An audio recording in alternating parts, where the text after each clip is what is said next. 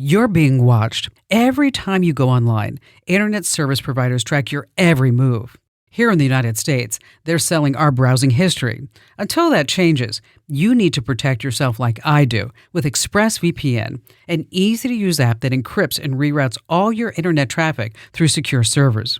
With ExpressVPN, your internet provider can't see your browsing history, and it hides your IP address and location. Plus, you can even change your IP address to stay completely private and anonymous online. And with servers in over 100 countries, you can appear virtually anywhere. It's so easy to use. One button and you're connected. And with apps for every device, phones, laptops, desktops, tablets, ExpressVPN makes it simple to stay private anywhere you connect. Start taking your online privacy seriously like I do with ExpressVPN. Get up to 4 extra months of ExpressVPN right now at expressvpn.com/Kim. That's expressvpn.com/Kim. Sign up for my free daily newsletter, The Current, at getkim.com. Hey there, and thanks for listening to The Current, powered by Kim Commando. Today, we are opening up the vault to bring you a throwback to one of our absolute favorite conversations. You are about to hear a fascinating chat between Kim and Dr. Avi Loeb about the mysterious interstellar object, 3I Atlas. Trust me, this is an episode you do not want to miss. Also, we want to hear from you. So if you like what you hear, please drop us a 5-star rating and leave a comment. We love hearing what you have to say. Now enjoy the episode. All right, so what do you think? Are we alone in the universe? It's a question that has haunted humanity, it seems like forever. And Harvard astrophysicist Avi Loeb, he's never been shy about his answer. As a matter of fact, Dr. Loeb is one of the most influential voices in space science, known for challenging the status quo. Back in 2017, he stunned the world by suggesting that Oumuamua, that bizarre cigar-shaped object that just zipped through our solar system, might not have been a rock at all, but actually alien technology. Now, Oumuamua comes from Hawaii, and it means a messenger from afar arriving first. So now Dr. Loeb's back in the spotlight with 3I Atlas, just the third interstellar object ever discovered. It was first spotted back in April 2024, and it swung past the sun in December, then brushed by Earth a couple weeks later before heading back into deep space. Now, let me tell you, most astronomers say it was simply a comet, but Dr. Loeb points to its laser precision trajectory gliding past Venus, Mars, and Jupiter as if it was on this programmed route. And he argues that the odds of that happening by chance are almost zero. So what do you think? Just another chunk of cosmic ice and dust, or is it something far more intentional? Dr. Loeb, thank you so much for being here. Thanks for having me. So let's start with the biggest one. I mean, do you truly believe that we're not alone in the universe? And Doctor, what convinced you of this the most? Well, it's the number of stars in the Milky Way galaxy, 100 billion of them, and there are billions of Earth-Sun analogs similar to our home. And when you see so many houses on your street, it would be really arrogant of us to assume that they have no residents like us. My colleagues in academia insist of searching for microbes. They say, well, microbes came here on Earth very soon after the Earth cooled. So these houses must host microbes. The only problem is when you look through your window, it's very difficult to tell if houses on the street have microbes. So the mainstream of astronomy has its highest priority to build a space telescope called the Habitable World Observatory that will search for microbes, the chemical fingerprints of microbes in about 25 exoplanets within 2 decades. It will cost more than $10 billion. Wow. And I'm just saying, if there is a resident in one of these houses, we might have an easier time detecting it because it might knock on our front door, or we could see some construction project in its backyard. And I'm just saying, let's hedge our bets. And to me, it sounds much more reasonable. It's a matter of common sense, which is not common in academia. Yeah, I'm sure you get some heat and you're a little controversial in your thoughts, right? Well, I try to say what sounds reasonable to me. The fact that others do not find it reasonable, I think, reflects on them, because the public is really curious about this question. The public funds science, and we have an obligation to attend to the public's interests. And we have all the technological capabilities to address this question, especially now when, in the coming decade, the Rubin telescope in Chile will be able to find an interstellar object every few months. That's an object that came from outside the solar system.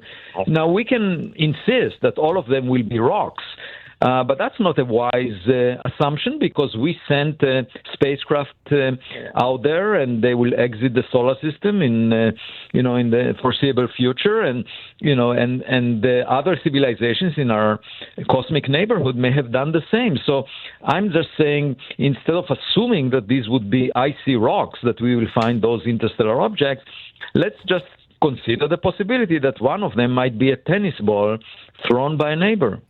Yeah, they could be. And I'm with you on that. Hey, let's go back to 2017 and Oumuamua. Tell us about that. That was by chance an object discovered near Earth that happened to have arrived there from outside the solar system. And we knew that because it was moving faster than the speed needed to escape the gravity of the sun. So we can tell that an object came from outside the solar system just by its speed. And this was the first one that was spotted with a high enough speed. And the reason it was flagged is just because it passed near the Earth.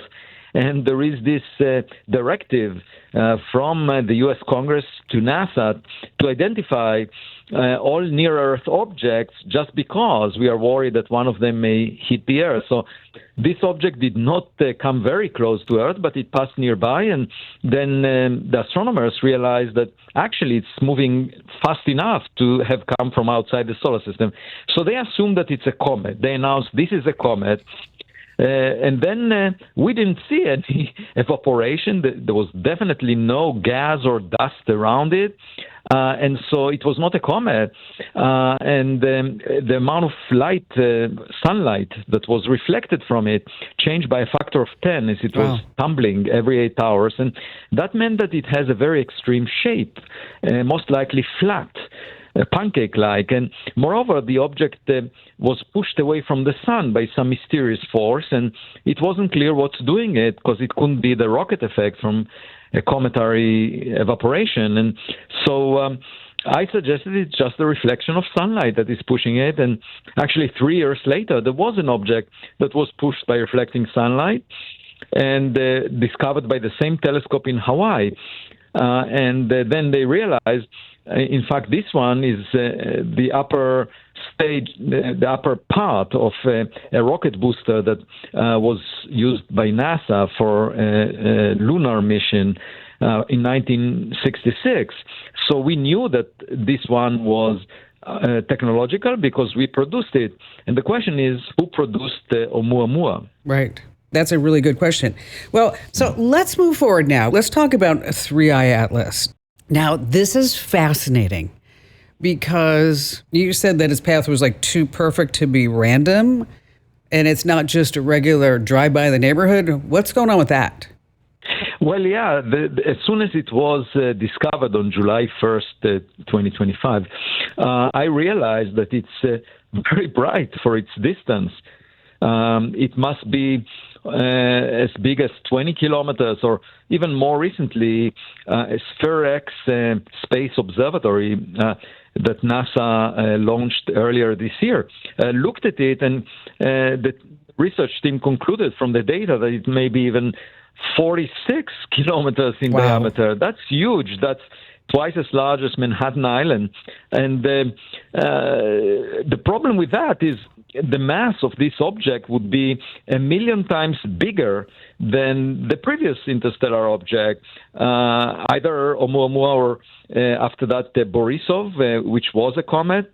And you just don't expect a giant rock of this size to arrive before many small ones would be spotted. There should have been of order 1 million objects like Borisov or Oumuamua discovered before we see something as big as this one. And moreover, there is not enough rocky material in interstellar space to account for the delivery of such a giant rock once per decade, the duration of the survey. You expect once per 10,000 years or more, or longer. And I then concluded that maybe it is not just a rock on a random trajectory, but in fact, it was targeting the inner solar system. And that would mean that, it was sent by some intelligence, and it's not on a random trajectory. It's going straight into the region where they might have some interest. Then I looked at the trajectory. Turns out that the object is in the same plane as the planets around the sun. And the chance of that actually happening at random is 1 in 500. So why would the third interstellar object lie exactly in the plane of the planet to within 5 degrees? That to me is a mystery. Why would it appear to us so bright that it has to have a mass that is 1,000,000 times bigger than the previous objects that we found? It's possible that it's actually technological. It's possible that it's producing some of the light that we see from it. And then, of course, the rest of the academic community argued that, it's a comet, maybe by chance it happened to be. Okay. Yeah, it's a comet. But the problem is that we don't see a cometary tail. Okay, we don't see, usually what happens from a comet, there is gas and dust evaporating from the surface of an icy rock, and that dust is being pushed backwards by the solar radiation. And the problem is we don't see such a plume of dust trailing the object as it approaches the sun. There is no cometary tail. The best image we have is from the Hubble Space Telescope, and it shows some glow, some scattering of sunlight ahead of the object as it approaches the sun, not behind it. Most recently, SPHEREX Space Observatory detected carbon dioxide, a big, blob of carbon dioxide released by this object out to very large distances of order a few 100,000 kilometers. Now, the question is, what's the source of this carbon dioxide? And it's possible that the glow of light, I think that is the most likely explanation, it has nothing to do with dust, because then we would see the dust also as a tail, a cometary tail. It's just ices that are warmed up by the sun and detached from the surface of the object, ices of carbon dioxide, and they scatter sunlight, and then they eventually evaporate, and you end up with this plume of carbon dioxide around it. And I calculated that if indeed the object is tens of kilometers in diameter, that you just need, even over a period of a decade, 10 years, you just ablate an outer layer that is only 1 millimeter thick to support the amount of material, the amount of carbon dioxide that we see in that region. So, it's just the outer skin of this object that is being evaporated even over a period of 10 years as it approaches the sun and flies out of it. And so we don't know what lies under that skin at the moment. Even with a healthy diet, sometimes we need a little extra support to stay energized, sharp, and ready for the day. That's why I'm excited to tell you about a product I love from my friends at Native Path, Native Hydrate. When it first launched in 2024, it sold out almost immediately, and now it's finally back in stock. Here's what makes Native Hydrate so special. It has smart nutrition that's packed with a clean blend of vitamins and nutrients to support deep hydration and daily wellness. And it's designed to work for everyone, not just athletes. And the flavors, wow, peach, mango, mixed berry, and tangerine. They taste amazing because Native Path perfected natural flavoring. Grab Native Hydrate while you still can. Get this exclusive offer for my listeners. Save up to 44% plus free shipping. Visit getnativepath.com/Kim. Go now while you're thinking about it. Getnativepath.com/Kim. These statements have not been evaluated by the Food and Drug Administration. This product is not intended to diagnose, treat, cure, or prevent any disease. Individual results may vary. What do you think it is, the Three-Eye Atlas? I mean, you said it's twice the size of Manhattan. This thing's humongous. What do you really think? Yeah, what is your gut telling you? The strange thing is I wrote a paper immediately after it was discovered, and it was obvious to me that something is wrong, that it cannot be just a giant rock of this proportion. My colleagues who are criticizing me in considering the technological origin, they completely ignore this point. They don't even refer to that. They keep arguing about, it looks like a comet because there is carbon dioxide around it. They don't argue about or mention the fact that it doesn't have a tail. They still say it's a comet. Now, with Oumuamua, we had even a more extreme situation where there was no gas detected around it, no carbon dioxide, nothing, and no carbon-based molecules around it. And nevertheless, the folklore right now among comet experts is Oumuamua was a comet. It was a dark comet where the tail exists and it's not visible. And, to me, it reminds me of me being the kid in Hans Christian Andersen's tale, where the kid says the emperor has no clothes. In this case, Oumuamua has no cometary tail because we don't see it. And the adults in the room keep insisting that the emperor has clothes. They are just invisible. It's so fascinating to me, and that you have always been able to kind of think outside the box, which is so wonderful and controversial. But it also allows us to think, that we are not alone. I mean, I personally, I don't think we're alone because there's just too much going on all around us. My reason is different. I would argue there is a lot of room for improvement. If there is a class of intelligent civilizations, we're probably in the middle of the class. There is, a smarter neighbor somewhere, and we need to be open-minded to that. Now, of course, it's a blow to our ego. We prefer to think that we are very privileged, but I think it's arrogance, and we already found that this notion is incorrect in the context of us being at the center of the universe. And the next step is for us to mature and realize that there are other kids on the block, and they might be smarter than us. Now, if aliens are listening right now, what is the first message that we should send them? Well, my guess is if they arrive at our backyard before we arrive at their backyard, they're probably more advanced technologically than we are. They had more time developing their science and technology.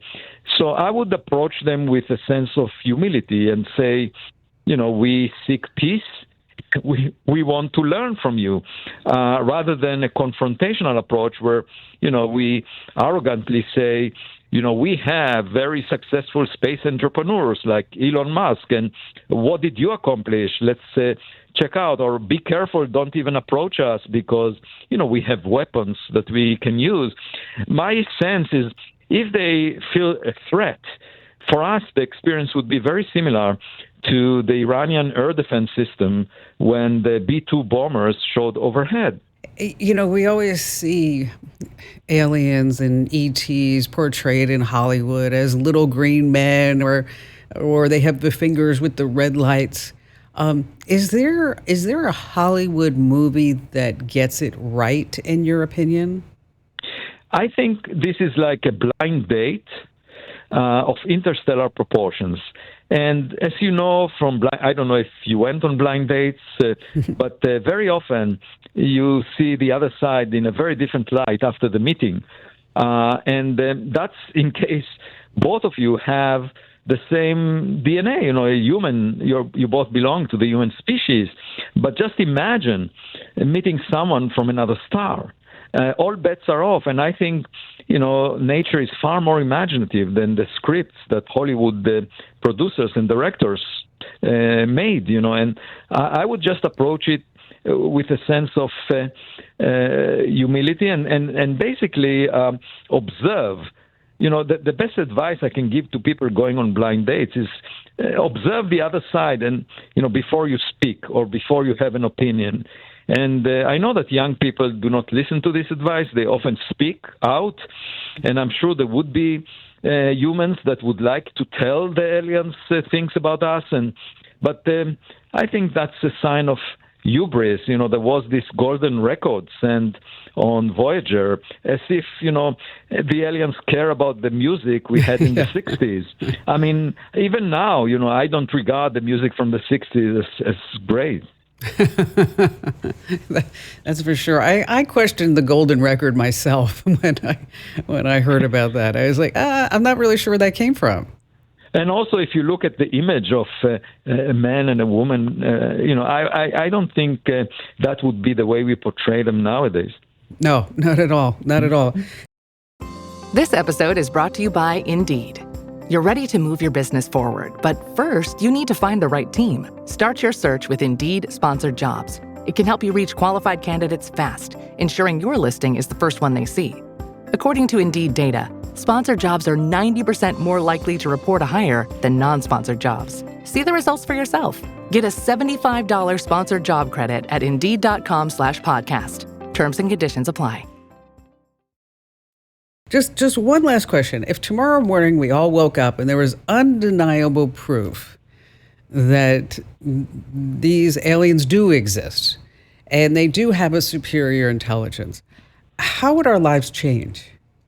Oh, it will change dramatically because, first of all, that there is a question of whether they are hostile or friendly, and if we are not sure, we have to protect the Earth, and we will have to establish an array of spacecraft around the sun that monitors our cosmic neighborhood and reports back to Earth, sort of like an alert system, and perhaps even a defense system of interceptors that carry some nuclear weapons, perhaps.